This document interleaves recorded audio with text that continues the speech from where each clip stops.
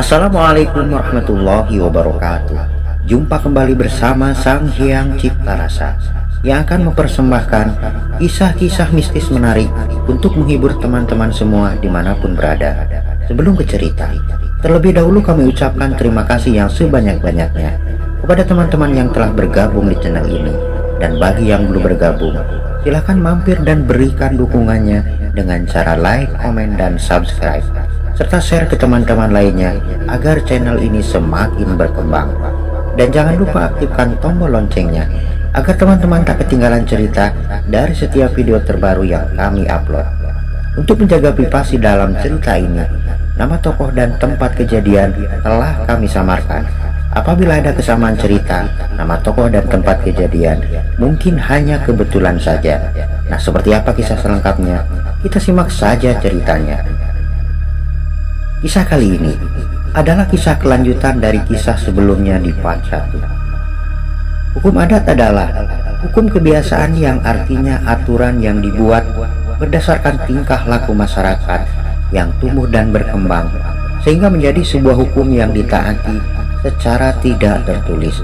Hukum adat dibuat oleh para leluhur kita agar ditaati sepenuhnya, yang bertujuan untuk mengatur kehidupan yang aman, tentram, dan sejahtera, serta agar masyarakat setempat dapat berlaku sopan santun terhadap sesama, bahkan terhadap alam semesta.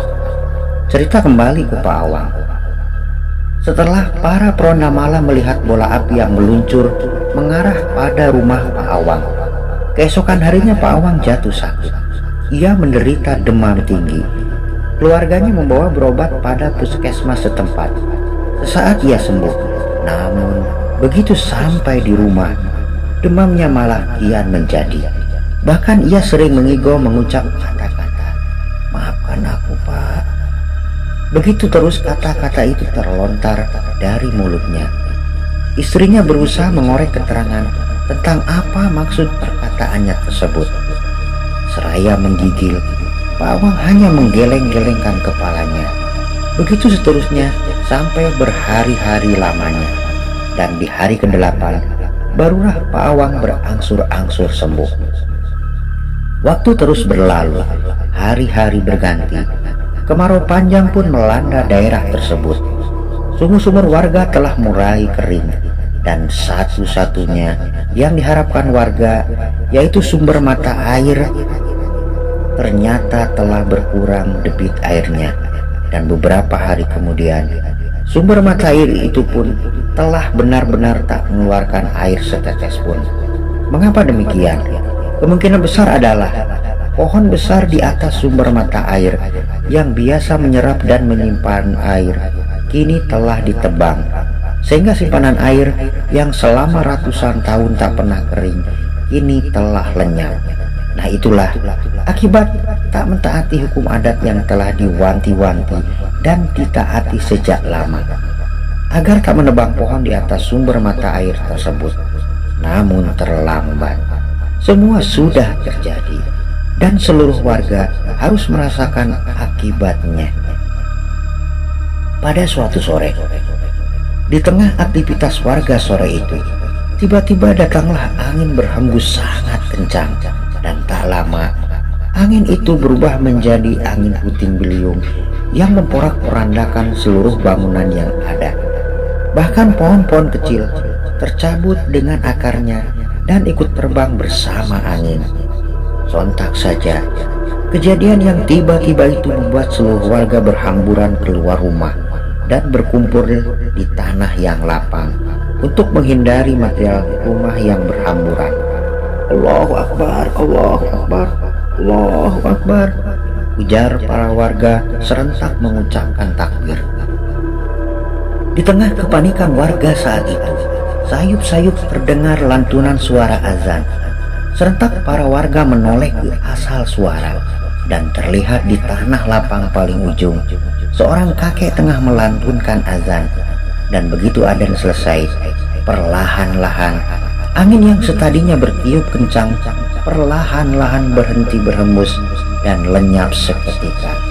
Semua orang mengucap syukur, Alhamdulillahirabbil alamin. Siapa sebenarnya kakek yang melantukan azan tersebut? Ia adalah Uyut Oman, seorang sesepuh yang telah berumur lebih dari 1 abad, namun masih terlihat sehat dan segar. Di usianya yang telah sangat lanjut itu, masih mampu berkomunikasi dengan baik, dan ia adalah satu-satunya orang tertua di daerah tersebut.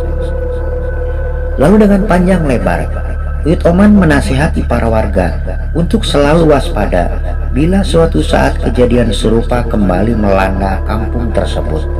Menurut Uyut Oman, itulah akibat para warga menebang pohon-pohon besar dan menjualnya tanpa perhitungan, sehingga angin dapat berhembus kencang tanpa adanya pohon-pohon besar sebagai penahan angin. Hari pun berganti. Di tengah kemarau panjang saat itu, sawah-sawah yang biasa diairi dari aliran sumber mata air Cikahuripan itu mengering, bahkan gagal panen, karena sumber mata air yang mampu mengairi sawah milik para warga telah mengering. Bahkan lokasi tersebut telah hampir rata dengan tanah, tak ada lagi cekungan air di sana. Dan waktu itu para warga harus menelan pil pahit akibat ulah warganya sendiri yang tak mematuhi hukum adat setempat. Cerita kembali ke Pak Awang. Tepat di hari kelahirannya, Pak Awang jatuh sakit. Kali ini benar-benar parah. Bahkan ia hanya bisa tergolek di tempat tidur. Berbagai cara ditempuh untuk mengobatinya, namun semuanya nihil. Pak Awang tak kunjung sembuh. Para tetangganya bergantian menjenguk Pak Awang yang kian mengkhawatirkan dengan kondisi yang semakin lemah.